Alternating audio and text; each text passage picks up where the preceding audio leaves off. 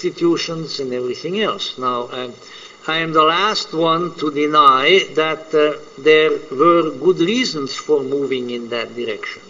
But I think we are also paying a heavy penalty for all of that.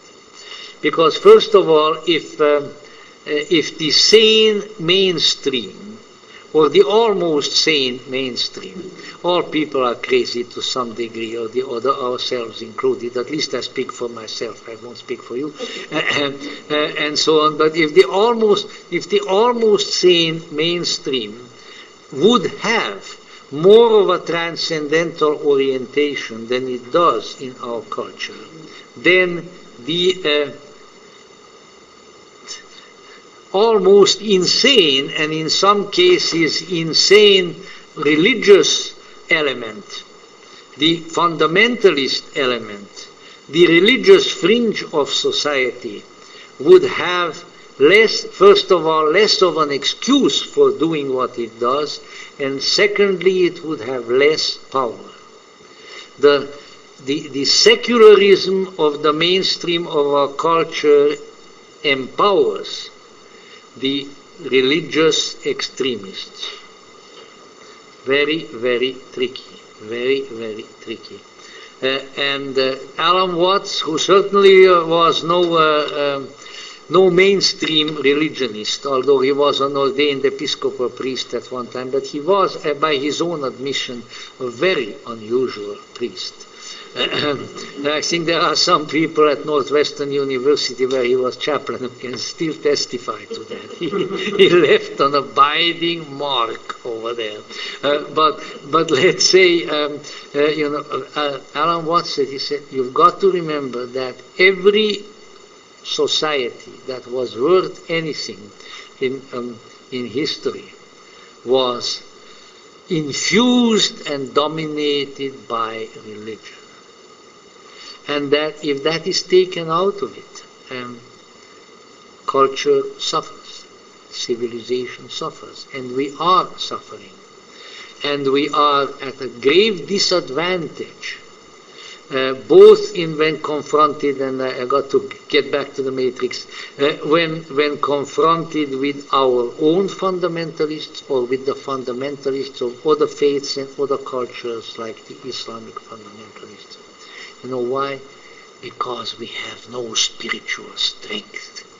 We are not connected with anything except our bodies, our money, and our ideas. That's it. And you know what? Eventually you can't live that way. And those who are connected with something, even though maybe they may be stir crazy, they may be crazy as a, I don't know what, as a rat, will get you, because they have a strength, even though it's expressed in a crazy way, and one has to be very, very careful about that. So what's the answer? The answer is that we need to recover somehow our spiritual connections. We need to recover our spiritual roots. But let me go on. The mythos of the Matrix indicates that our captors, the robotic techno-archons which came out of the artificial intelligence, who were of human making, and that the expected redemption will come from humans. I'm not going to go much further into that, but we need to remember that there is no contradiction between a transcendental orientation that I mentioned and the recognition of a spiritual human potential. Only one has to go deep enough. There is no effective spiritual potential in us as long as we are in our present prosaic, limited state of consciousness. In this ordinary state of consciousness, nothing important really happens. We think sometimes that something important happens, but it really doesn't. We are just shuffling the pieces of the checkerboard around, once a Republican, once a Democrat, once a this, once a that, and you know what? It's always the same bloody thing. It's not going anywhere. Nothing really happens. But there are hundreds, thousands and millions of people out there with a lot of money and with a lot of media access who are trying to convince us that something is really happening, although nothing is happening. Nothing is happening, you know. There it is, matrix. It's an exact matrix reality. But once again, in the Gnostic tradition on which the matrix does, it says, deeply inside of you, but not in your ordinary state of consciousness, is the point of contact with real transcendence. So you have to swallow the red pill. You have to do, what does the red pill do? It changes your consciousness. It makes you wake up and you say, geez, this is not the way I thought it was. This is very, very different. You know, we got to remember that. So we need to keep that in mind. This is the actual center of the situation. Now, the religious person might say, well, all right, but where is God in all of this? Well, the Gnostic might say, oh yeah, well, you know, the real God is not a fellow whom you can see with a big beard, or if he shaved his beard and without the beard, I don't know, you know.